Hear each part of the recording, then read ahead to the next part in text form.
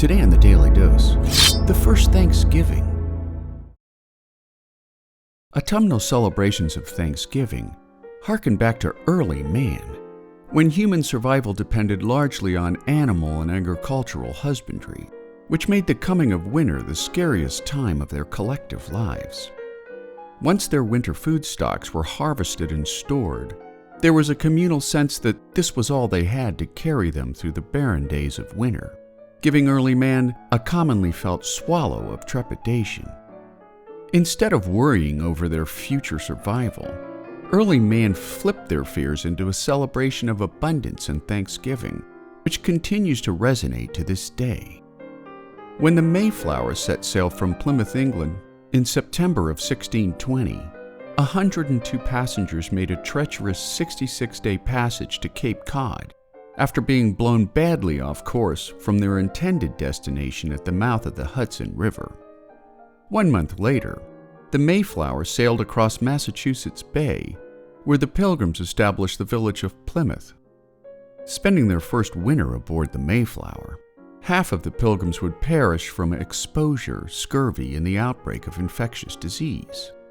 Once the surviving Pilgrims moved ashore the following spring, an English-speaking Native American named Squanto, who had learned English while enslaved by an English sea captain, taught the Pilgrims how to cultivate corn, extract sap from maple trees, as well as hunting and fishing techniques that vastly improved their food stocks. After the Pilgrims' first corn harvest proved successful by November of 1621, Governor William Bradford called for a feast with the Native Americans who had helped them survive their first months ashore.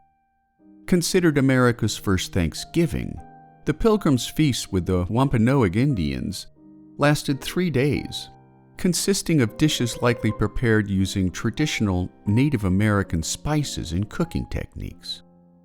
The meals most assuredly lacked cakes and pies, due to the Pilgrims' dwindling supply of sugar by the fall of 1621. But surviving Pilgrim diaries attest to a variety of dishes, including lobster, seal, wild turkeys, waterfowl, and deer, making the first Thanksgiving one of the first and last times that white European colonists and Native Americans would break bread under a common banner of peace. And there you have it, the first Thanksgiving. Today on the Daily Dose. Get your nerd on with the Daily Dose. And if you enjoyed today's episode, share the link with a friend or colleague so that they too can learn something new every day.